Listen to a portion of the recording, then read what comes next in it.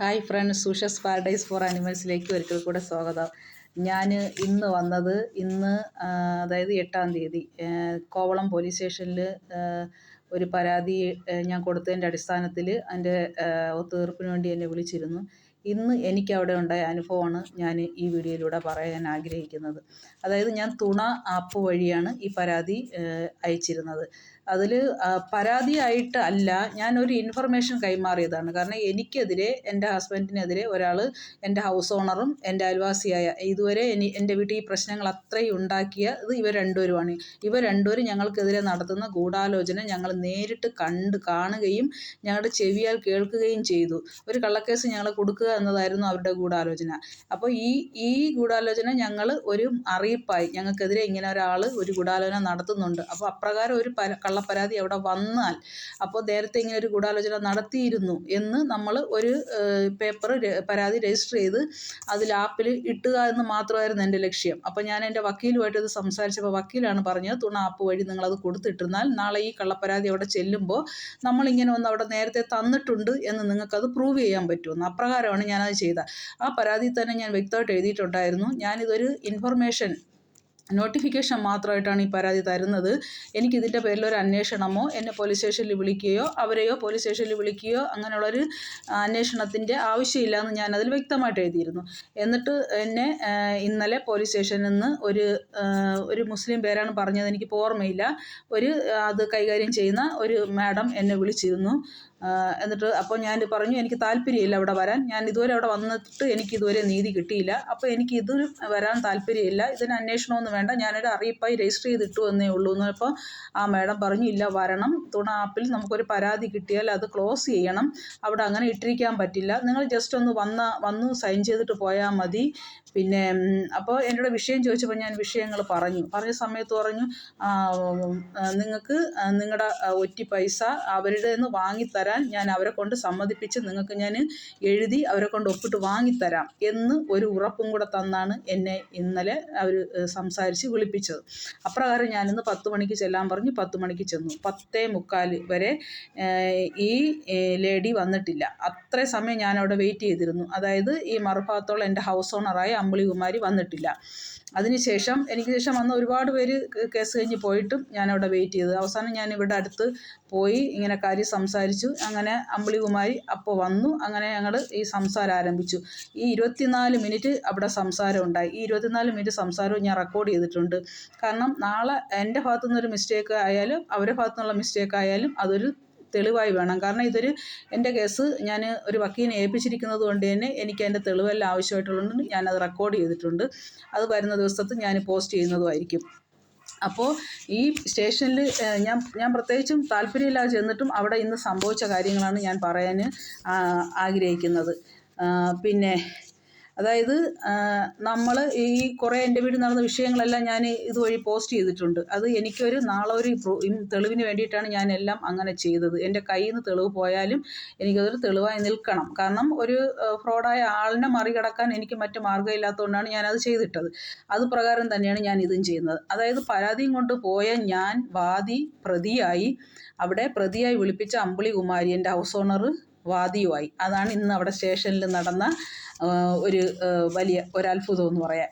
പിന്നെ ഞാൻ കൊടുത്തത്, എൻ്റെ വീട്ടിൽ എന്നെ വന്ന് അസഭ്യം പറയുകയോ എന്നെ ജീവിക്കാൻ ശല്യം ചെയ്യുകയോ ചെയ്യരുത് എന്നതും അതായത് ഈ ഗൂഢാലോചനയെക്കുറിച്ചാണ് ഞാൻ പറഞ്ഞത്. പക്ഷേ ഇന്ന് അവിടെ എൻ്റെ പരാതിയിലുള്ള ഒരു കാര്യവും ചർച്ച ചെയ്യപ്പെട്ടില്ല. അവിടെ എൻ്റെ പരാതിയിലുള്ള കാര്യം ചർച്ച ചെയ്യാതെ മുമ്പ് പല പരാതികൾ എനിക്കെതിരെ കള്ളപ്പരാതി കൊടുത്ത അതേ കാര്യങ്ങൾ, അതായത് എൻ്റെ പട്ടി വിഷയം, ഇത് മാത്രം അവിടെ കുത്തിപ്പൊക്കി അവസാനം എനിക്കെതിരെ ഒരു 4 കേസ് അമ്പിളികുമാരിയോട് കൊടുക്കാൻ എന്നെ വിളിച്ച ഈ മാഡം ഏൽപ്പിക്കുകയും ചെയ്തു. അതായത് എനിക്കെതിരെ കള്ളപ്പരാതി കൊടുത്ത 3 അയൽവാസികളെയും കൊണ്ട് ഒന്നുകൂടെ പട്ടി പരാതി വീണ്ടും കൊടുപ്പിക്കാനും, പിന്നെ അമ്പിളികുമാരിയുടെ ഫോട്ടോ ഞാൻ ഇൻസ്റ്റാഗ്രാമിൽ എൻ്റെ 4 ലക്ഷം രൂപ വാങ്ങുന്ന ഫോട്ടോ ഞാൻ പോസ്റ്റ് ചെയ്തിരുന്നു.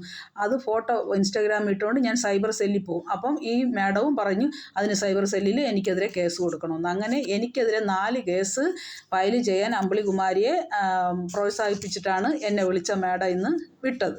അപ്പോൾ അത് വലിയൊരു അത്ഭുതമായിട്ട് എനിക്ക് തോന്നി. പിന്നെ മാഡം ഒരു മുസ്ലിം ആയതുകൊണ്ട് പട്ടി കേസെന്ന് കേട്ടപ്പോൾ മാഡത്തിൻ്റെ വികാരം പൊങ്ങി. മാഡം പിന്നെ പിടിച്ചു നിൽക്കാൻ പറ്റിയില്ല അവർക്ക്. കാരണം പട്ടി വിരോധിയാണല്ലോ, മുസ്ലിം ആയതുകൊണ്ട് ആ പട്ടി വിരോധം മൊത്തം മാഡം അവിടെ പ്രകടിപ്പിച്ചു. അത് എല്ലാം പോട്ടെ, അതിന് ഞാൻ എനിക്കൊന്നും പറയാനില്ല അവിടെ. പിന്നെ പിന്നെ അവർക്ക് എത്രയാണോ അറിവുള്ളത് ആ അറിവ് അനുസരിച്ചുള്ള കാര്യം മാത്രമേ ഈ ഭൂതലത്തിൽ നടക്കൂ എന്നതാണ് അവരുടെ സംസാര രീതി. അവർ മാത്രമല്ല, അവരുടെ അടുത്ത് രതീഷ് എന്ന് പേരുള്ള മറ്റൊരു പോലീസുകാരനും ഉണ്ടായിരുന്നു. ഈ പുള്ളിയും ഈ മാഡവും കൂടിയാണ് സംസാരിച്ചത്. ഇവർ രണ്ടുപേരും അവർക്ക് എത്ര അറിവുണ്ടോ അതാണ് ഈ ലോകത്ത് നടക്കുന്ന എല്ലാം, അതിനപ്പുറം ഒരു കാര്യം നടക്കില്ല. അപ്പോൾ ഈ ലോകത്തുള്ള മുഴുവൻ കാര്യങ്ങളും അവരുടെ അറിവിലുള്ളതാണ് എന്ന് അവർ സമർത്ഥിക്കുകയുണ്ടായി. കാരണം ഞാൻ ലീസ് നിയമത്തെക്കുറിച്ച് സംസാരിക്കുമ്പോൾ അവരുടെ അറിവിൽ എന്താണോ ലീസ് എന്ന് അവർക്കറിയാം, അതാണ് നിയമം. അതിനപ്പുറം ഒരു നിയമവും ഇല്ല. അതിനപ്പുറം ലീസ് എടുത്ത ആൾക്ക് വേറൊരു അധികാരവും ഇല്ല എന്നാണ് അവർ പറയുന്നത്. ഓക്കെ, അതും ഞാൻ സമ്മതിച്ചു തന്നിരിക്കുന്നു.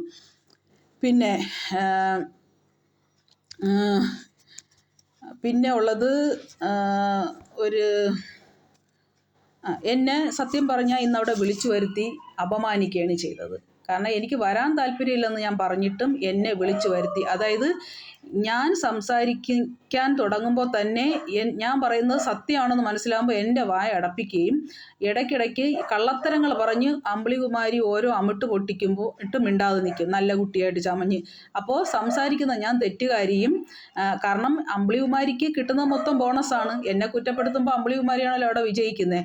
ഓരോ അമിട്ടിട്ടിട്ട് അമ്പിളികുമാരി നല്ല മര്യാദ കുട്ടിയെ പോലെ നിൽക്കും. അപ്പോൾ ഞാൻ അവിടെ നാക്കുകാരിയായി, ഞാൻ ബഹളക്കാരിയായി, ഞാൻ പറയുന്ന മൊത്തം കള്ളവുമായി. ഞാൻ പറയുന്ന മൊത്തം സത്യമായതുകൊണ്ടാണ് ഞാൻ ഇത്ര സ്റ്റേണായിട്ട് എത്ര ശബ്ദത്തിലായാലും ഞാൻ സംസാരിക്കുന്നത്. എനിക്കറിയാം എൻ്റെ ഭാഗത്ത് ഒരു തരി പോലും കള്ളമില്ലാന്ന് എനിക്ക് ഉത്തമ ബോധ്യമുണ്ട്. അമ്പിളികുമാരിക്ക് ഇതുവരെ അമ്പിളികുമാരി ചെയ്തതും പ്രവർത്തിച്ചതും സംസാരിച്ചതും ഇതുവരെ അമ്പിളികുമാരി ജീവിച്ചതും ശരിയായ രീതിയിലാണ് എന്ന് അമ്പിളികുമാരിക്ക് നെഞ്ചിൽ കൈവച്ച് പറയാൻ തൻ്റെ ഇടം ഉണ്ടെങ്കിൽ അമ്പിളികുമാരി എനിക്കെതിരെ കേസ് കൊടുത്തോളൂ. ഞാൻ വെല്ലുവിളിക്കുന്നു, കേസ് കൊടുത്തോളൂ. അമ്പിളികുമാരി എന്തൊക്കെ തരികിട കാണിച്ചിട്ടുണ്ട് എന്ന് കോടതിയിൽ എനിക്കിനിയും തെളിയിക്കാൻ ഒരുപാട് കാര്യങ്ങളുണ്ട്. എനിക്ക് തന്നിരിക്കുന്ന പ്രമാണത്തിൽ വരെ അമ്പിളികുമാരി കള്ള ഒപ്പിട്ടിരിക്കുന്നു എന്നതുവരെ എനിക്ക് കോടതിയെ തെളിയിക്കാനുണ്ട്. സ്വന്തം അമ്മയെ പറ്റിച്ച സ്ത്രീ എന്നെ പറ്റിക്കാൻ ഒട്ടും മടിക്കില്ല. സ്വന്തം അമ്മയെയാണ് പറ്റിച്ചിരിക്കുന്നത്. സ്വന്തം അമ്മ ഈ നാട് മൊത്തവും പറഞ്ഞിട്ടാണ് അവർ മരിച്ചിരിക്കുന്നത്. അപ്പോൾ അതുകൊണ്ട് എനിക്കൊന്നും കള്ളം പറയാനില്ല. സ്വന്തം അമ്മ പറഞ്ഞതിനേക്കാളും വലിയ കള്ളമൊന്നും ഞാൻ പറയില്ല. അപ്പോൾ അതുകൊണ്ട് എനിക്ക് യാതൊരു ഭയവുമില്ല. അമ്പിളികുമാരിക്ക് ധൈര്യം ഉണ്ടെങ്കിൽ അമ്പിളികുമാരി കേസ് കൊടുത്തോളൂ. എൻ്റെ കയ്യിൽ അതിന് വേണ്ടുന്ന എല്ലാ തെളിവുകളും ഉണ്ട്. ഞാനും അതിന് തയ്യാറാണ്. പിന്നെ എന്നെ ഒരു കാര്യവും പറയാൻ അവർ സമ്മതിക്കുന്നില്ല. ഞാൻ പറയുമ്പോൾ എൻ്റെ വായ അടപ്പിച്ചിട്ട് അമ്പിളികുമാരി സംസാരിക്കുന്നതിന് അവർക്ക് ഒരു വിരോധമില്ല. ഞാൻ പറയുന്ന സത്യം കേൾക്കാൻ അവർക്ക് ഒട്ടും ക്ഷമയില്ല. അതുകൊണ്ട് ഞാൻ അവിടെ ഒരു പ്രശ്നക്കാരിയായി. പിന്നെ ഇതിനു മുമ്പ് ക്ലോസ് ചെയ്ത് വിട്ട പഴയ കാര്യം, അതായത് ഈ പട്ടി വിഷയം തന്നെ കുത്തിപ്പൊക്കി ഈ രതീഷ് എന്ന് പറയുന്ന ആ പോലീസുകാരന് ഇത് ഞാൻ കൊടുത്ത പരാതി വേറെ, അതിൽ പട്ടി എന്ന് പറയുന്നൊരു വിഷയമേ ഉള്ള, ഇത് പട്ടി വിഷയമാണ് എന്ന് പറഞ്ഞ് അത് പട്ടിപ്പരാതി, ഇത് പട്ടിപ്പരാതിയാണ്. അപ്പോൾ അതിനെതിരെ കേസെടുക്കണം. അവയൊക്കെ എൻ്റെ ലൈസൻസ് വേണം, പഞ്ചായത്ത് നോട്ടീസ് വേണം. ഞാൻ ഇതിനെല്ലാം പഞ്ചായത്തും ഹെൽത്തും എൻ്റെ വീട് കയറി ഇറങ്ങിയതിനെതിരായിട്ട് എന്തൊക്കെ ഉണ്ട് എന്നുള്ളത് ഞാൻ അവർക്ക് വക്കീൽ നോട്ടീസ് വരെ അയച്ചു കഴിഞ്ഞു. ഞാൻ അവർക്ക് മറുപടി കൊടുത്തു കഴിഞ്ഞു. ഈ പഞ്ചായത്ത്, ഹെൽത്ത്, പോലീസ്, വെറ്റിനറി 4 പേർക്ക് ഞാൻ നോട്ടീസ് അയച്ചു. ഇതിൽ വെറ്റിനറിക്കാർ മാത്രമേ കൈപ്പറ്റി എന്ന് എനിക്ക് അക്നോളജ്മെൻറ്റ് തിരിച്ചയച്ചോളൂ. അക്നോളജ്മെൻറ്റ് കാർഡ് വെച്ചാണ് ഞാൻ അയച്ചത്. പിന്നെ പഞ്ചായത്തിന് കിട്ടിയെന്ന് എനിക്ക് തെളിവുണ്ട്. കാരണം അവരതിനകത്തുള്ളൊരു പേപ്പർ എനിക്ക് തിരിച്ചയച്ചു. ബാക്കി പോലീസും ഹെൽത്തും എനിക്ക് ഇതുവരെ അക്നോളജ്മെൻറ്റ് തിരിച്ചയച്ചിട്ടില്ല. ഇവർ പറ്റിയത് ആയിട്ട് നടിക്കുന്നില്ല. അപ്പോൾ SHOയുടെ പേരിലാണ് ഇത് ഞാൻ അയച്ചിട്ടുള്ളത്. അവിടെ ഒരു സാധാരണ പോലീസുകാരനായ രതീഷ് കിട്ടിയില്ല എന്ന് പറയാൻ എങ്ങനെ പറ്റും? ഞാനൊന്ന് അയച്ചിട്ടുണ്ടെന്ന് പറയുന്നെങ്കിൽ SHOയോട് അങ്ങനെ ഒരു പേപ്പർ അവിടെ വന്നിട്ടുണ്ടോ എന്ന് അന്വേഷിക്കാനുള്ള മര്യാദ പോലും എന്നെ വിളിച്ച മാഡമോ ഈ രതീഷ് എന്ന് പറയുന്ന പോലീസുകാരനോ കാണിച്ചില്ല. എന്തായാലും ഒരു പരാതി മുൻപ് അവിടെ ഒരു 2-3 പരാതി വന്ന ആളാവുമ്പോൾ എന്തായാലും അവരുടെ മുൻ കേസുകൾ ഇവർക്ക് വ്യക്തമായിട്ട് അറിയാൻ പറ്റും.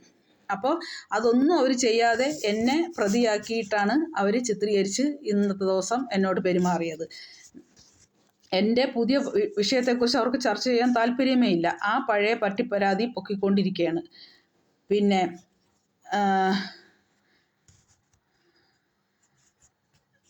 പിന്നെ ഈ മാഡത്തിന് ഒട്ടും സമയമില്ല. മാഡത്തിന് ഞങ്ങൾ 24 മിനിറ്റോളം ഞങ്ങൾ സംസാരിച്ചു. അപ്പോൾ മാഡത്തിന് ഒരുപാട് കാര്യങ്ങൾ ചെയ്തു തീർക്കാനുണ്ട്. ഇതിങ്ങനെ തീരാതെ പോയി, എനിക്ക് ഒരുപാട് ജോലിയുണ്ട്, തിരക്കാണ്, നിങ്ങൾക്ക് ഇങ്ങനെ സംസാരിച്ചിരിക്കാൻ സമയമില്ല എന്നൊക്കെ മാഡം പറഞ്ഞു. പക്ഷേ എന്നിട്ടും ഈ പഴയ കാര്യങ്ങൾ മൊത്തവും കുത്തിപ്പൊക്കാൻ മാഡത്തിന് സമയമുണ്ടായിരുന്നു. ഇത് പഴയ കാര്യം മൊത്തം കേൾക്കാൻ മാഡത്തിന് സമയമുണ്ടായിരുന്നു. ഈ രണ്ടുപേരെയും തമ്മിൽ അവിടെ ഇട്ട് സംസാരിപ്പിച്ച് തമ്മിലടിക്കാൻ മാഡത്തിന് സമയമുണ്ടായിരുന്നു. അവസാനം മാഡം ഒരു വാക്ക് പറയും, അയ്യോ ഇവർ രണ്ടുപേരും കൂടെ ഇങ്ങനെ ഇച്ചുകൊണ്ടുവന്നാൽ ഒന്നിനും ഒരു തീരുമാനമാവില്ല, ഇത് തീർക്കാനും പറ്റൂല എന്ന് മാഡം ഒരു കമൻറ്റും പറയും. അപ്പോൾ അത്ര സമയമില്ലാത്ത മാഡം ആണെങ്കിൽ ഞാൻ തന്ന പരാതി വായിച്ചിട്ട് അതിനകത്ത് എന്താണോ പറഞ്ഞിരിക്കുന്നത് ആ കാര്യമാണ് അവിടെ സംസാരിക്കേണ്ടിയിരുന്നത്. മറ്റൊരു വിഷയം അവിടെ കേൾക്കേണ്ട കാര്യമില്ല. അമ്പിളികുമാരിക്ക് പ്രതിഭാഗത്തുള്ള ആൾക്ക് എന്തെങ്കിലും പരാതി ഉണ്ടെങ്കിൽ അമ്പിളികുമാരി റിട്ടേൺ കംപ്ലൈൻറ്റ് തരണം. അപ്പോഴാണ് എന്നെ വിളിച്ചിട്ട് ആ കാര്യം സംസാരിക്കേണ്ട. അല്ല ഞാൻ കൊടുത്ത പരാതിയിന്മേൽ അമ്പിളികുമാരി പഴയ കുറേ പേപ്പർ കെട്ടുകളുമായിട്ട് വന്നിട്ട് ആ വിഷയം അല്ല അവിടെ സംസാരിക്കേണ്ടത്. ഞാൻ കൊടുത്ത പരാതിയിലെ വിഷയമാണ്. അങ്ങനൊരു വിഷയമേ അവിടെ ഇന്നലെ സംസാരിച്ചിട്ടില്ല. അപ്പോൾ മാഡത്തിന് ഇല്ലാത്ത സമയമൊക്കെ അപ്പം എങ്ങനെ ഉണ്ടായി എന്ന് എനിക്കറിയില്ല. ഈ പഴയ കഥ മൊത്തവും കേൾക്കാൻ മാഡത്തിന് ഇന്നലെ സമയമുണ്ടായിരുന്നു. എന്നിട്ട് മാഡത്തിന് സമയമില്ല, മാഡത്തിൻ്റെ സമയം മൊത്തം ഞാൻ കളഞ്ഞു എന്നാണ് പറയുന്നത്. പക്ഷേ എൻ്റെ പരാതി ഒരു 3 മിനിറ്റ് കൊണ്ട് തീർക്കേണ്ട എൻ്റെ പരാതി നോക്കാൻ മാഡത്തിന് ഇതുവരെ സമയമില്ല. ആ പരാതി ഞാൻ എന്താണ് എഴുതിയിരിക്കുന്നതെന്ന് പോലും മാഡത്തിന് സത്യം പറഞ്ഞാൽ ഇതുവരെ അറിഞ്ഞും കൂടാ. അങ്ങനെ എന്നോട് എൻ്റെ പട്ടി വളർത്താനുള്ള ലൈസൻസ് ഞാൻ SHOയ്ക്ക് അയച്ച രജിസ്റ്റേർഡ് കത്തിൻ്റെ കോപ്പി അവർക്ക് കിട്ടിയിട്ടില്ല. ഞാൻ ഇനി ആ കോപ്പി ഒന്നുകൂടെ അവർക്ക് കൊണ്ടു കൊടുക്കണം. അയച്ചാലൊന്നും പോരാ, ഞങ്ങളുടെ കയ്യിൽ കൊണ്ടു തരണം, എന്നാലേ ഞങ്ങൾക്ക് പറ്റുമെന്നാണ് മാഡം പറയണത്. അപ്പോൾ ഈ ഇമെയിലിൽ വരുന്നതും രജിസ്റ്റേർഡ് വരുന്നതും ഒക്കെ എങ്ങോട്ട് പറന്നു പോകുന്നു എന്ന് എനിക്കറിയില്ല. എല്ലാവരും കൈ കൊണ്ട് കൊടുക്കണം പോലും. രതീഷ് സാറിനാണെങ്കിൽ കൈ കിട്ടിയേ പറ്റൂ. നീ നിനക്ക് ലൈസൻസ് ഉണ്ട്, നിനക്ക് രേഖയുണ്ട്, പഞ്ചായത്തിൻ്റെ പേപ്പറുണ്ടെന്നൊന്നും പറഞ്ഞാൽ പോരാ, നീ അതിവിടെ കൊണ്ട് കാണിക്കണം എന്നാണ് രതീഷ് സാറിൻ്റെ ആജ്ഞ. ഓക്കെ, ശരി, അങ്ങനെയാണെങ്കിൽ അങ്ങനെ ആയിക്കോട്ടെ.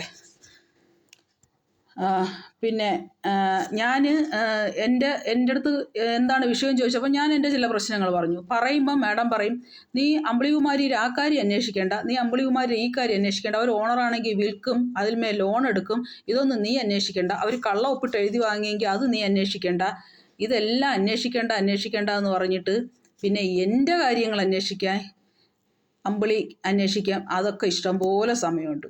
എന്നിട്ട് വേണ്ടാത്ത കാര്യങ്ങൾ അന്വേഷിക്കാൻ അവർക്ക് ഇഷ്ടം പോലെ സമയമുണ്ട്. ഞാൻ അന്വേഷിക്കേണ്ട, പക്ഷേ എൻ്റെ കാര്യം മൊത്തം അവർക്ക് അമ്പിളിക്ക് അന്വേഷിക്കാം.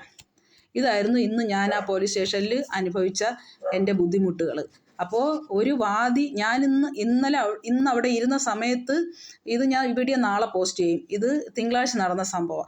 അവിടെ ഞാൻ ഇരുന്നിട്ട് ഞാൻ കണ്ടത് മൊത്തം വാദി പ്രതിയായി പോകുന്ന ഒരവസ്ഥയാണ് ആ സ്റ്റേഷനിൽ ഞാൻ കണ്ടത്. ഇതിനു മുമ്പ് ഞാൻ 3 പരാതിയോ 2 പരാതിയായിട്ട് അവിടെ പോയപ്പോഴും അമ്പിളി ഇതുപോലെ വേറെ ഏതെങ്കിലും കുറേ പഞ്ചായത്തുകാർ കൊടുത്ത കുറേ പേപ്പറും കൊണ്ടുവരും, സംസാരം അതിലേക്ക് വഴിമാറിപ്പോവും. എൻ്റെ പരാതിക്ക് ഒരു പരിഹാരം എനിക്ക് ഇന്നുവരെ കോവളം സ്റ്റേഷനിൽ നിന്ന് കിട്ടിയിട്ടില്ല. ഇന്നും അമ്പിളികുമാരി പഞ്ചായത്ത് എനിക്ക് അയച്ച ഒരു നോട്ടീസ് എന്നും പറഞ്ഞ് ഒരു നോട്ടീസ് അവിടെ കൊണ്ടുവന്നു. അങ്ങനൊരു പരാതി ഒരു നോട്ടീസ് പഞ്ചായത്ത് എനിക്ക് അയച്ചിട്ടുമില്ല, ആ നോട്ടീസ് എനിക്ക് കിട്ടിയിട്ടുമില്ല, ഞാൻ അങ്ങനൊരു നോട്ടീസ് കണ്ടിട്ടുമില്ല. ഇന്ന് ആ പോലീസുകാരിയുടെ കയ്യിലാണ് ഞാൻ ഈ നോട്ടീസ് ആദ്യമായിട്ട് കണ്ടത്. അതിനകത്ത് തന്നെ എഴുതിയിരിക്കുന്നത് മൊത്തം തെറ്റായ കാര്യങ്ങളാണ്. അങ്ങനൊരു സംഭവമേ എൻ്റെ വീട്ടിലില്ല. ആ പറയുന്ന എണ്ണവും കാര്യങ്ങളും അതിൽ എഴുതിയിരിക്കുന്ന കാര്യങ്ങളും മൊത്തം തെറ്റാണ്. എനിക്ക് അയച്ച നോട്ടീസ് എനിക്ക് കിട്ടാതെ എങ്ങനെ അമ്പിളികുമാരിക്ക് കിട്ടി എന്ന് എനിക്കറിയില്ല. ഇതൊക്കെ ഗവൺമെൻറ് തലത്തിൽ അന്വേഷിക്കേണ്ട വിഷയങ്ങളാണ്. എനിക്ക് കിട്ടിയില്ല എന്ന് ഞാൻ അപ്പോഴും പറയുന്നു, എനിക്ക് നോട്ടീസ് കിട്ടിയില്ല എന്ന്. എന്നിട്ട് പറയുന്നു, ഈ നോട്ടീസ് കിട്ടിയിട്ട് നീ എന്തുകൊണ്ട് പട്ടിയെ മാറ്റി കൊടുത്തില്ല? എനിക്ക് കിട്ടാത്ത നോട്ടീസിന് ഞാൻ എങ്ങനെയാണ് പട്ടിയെ മാറ്റുന്നത്? എനിക്ക് കിട്ടിയ നോട്ടീസിനെല്ലാം ഞാൻ നിയമപരമായി തന്നെ അവർക്ക് മറുപടിയും കൊടുത്തിട്ടുണ്ട്. അത് മറുപടി കിട്ടിയവർക്കറിയാം. ഇനി കിട്ടിയിട്ടും കിട്ടിയില്ല എന്ന് ഉറക്കം നടിക്കുന്നവരെ ഉണർത്താനൊന്നും എനിക്ക് നേരമില്ല. കിട്ടിയില്ലെങ്കിൽ കിട്ടണ്ട, ഞാൻ അയക്കേണ്ടത് അയച്ചിട്ടുണ്ട്. പിന്നെ പോസ്റ്റ് ഓഫീസ്, വെങ്ങാനൂർ പോസ്റ്റ് ഓഫീസിൽ നിന്നാണ് ഞാൻ രജിസ്റ്റേർഡ് അയച്ചത്. വെങ്ങാനൂർ പോസ്റ്റ് ഓഫീസിൽ ഞാൻ പോയി അന്വേഷിച്ചിട്ടുണ്ട്. അവിടെ നിന്ന് ആ കത്ത് കോവളം പോലീസ് സ്റ്റേഷനിൽ പോയിട്ടുണ്ടോ, അവർ റിസീവ് ചെയ്തിട്ടുണ്ടോ എന്നുള്ളതിനെക്കുറിച്ച് പോസ്റ്റ് ഓഫീസ് എനിക്ക് മറുപടി തരും. അപ്പോൾ അതിൻ്റെ കാര്യങ്ങളും എനിക്കറിയാൻ പറ്റും. പിന്നെ ഞാൻ റെക്കോർഡ് ചെയ്ത എൻ്റെ വീഡിയോൻ്റേത് ഈ വീഡിയോ പോസ്റ്റ് ചെയ്തതിന് ശേഷം വരും ദിവസങ്ങളിൽ ഞാൻ പോസ്റ്റ് ചെയ്യും. പിന്നെ കേസിന് അമ്പിളികുമാരി പോകുന്നുവെങ്കിൽ പോകണം എന്നാണ് എൻ്റെ ഇത്. കാരണം അമ്പിളികുമാരി ഇത്രയും കാലം ഒരുപാട് പേരെ പറ്റിച്ചിട്ടുണ്ട്. സ്വന്തം പ്രസവിച്ച അമ്മയെ പോലും പറ്റിച്ചിട്ടുണ്ട്. അത് പറയാൻ എനിക്കിനി 100 കഥയുണ്ട് അമ്പിളികുമാരിയെക്കുറിച്ച്. അമ്പിളികുമാരിയെക്കുറിച്ച് പറയാൻ ഒന്നുമേ തീർന്നിട്ടില്ല. വേണ്ടാന്ന് വിചാരിച്ചിട്ടാണ്. പക്ഷെ അമ്പിളികുമാരി അത് പറയിപ്പിക്കുമെങ്കിൽ ഞാനും പറഞ്ഞിട്ടേ അടങ്ങൂ. അമ്പിളികുമാരിക്ക് എവിടെ വേണമെങ്കിലും കേസായിട്ട് പോകാം. എനിക്കതിന് യാതൊരു വിഷമവുമില്ല. അമ്പിളികുമാരി കേസിന് പോകണം. അമ്പിളികുമാരി ഇതുവരെ ചെയ്തത് മൊത്തം പുറം ലോകം അറിയണം എന്ന് തന്നെയാണ് എൻ്റെ ആഗ്രഹം. അതിന് ധൈര്യം ഉണ്ടെങ്കിൽ അമ്പിളികുമാരി കേസിന് പോകണം എന്ന് തന്നെയാണ് എൻ്റെയും ആഗ്രഹം.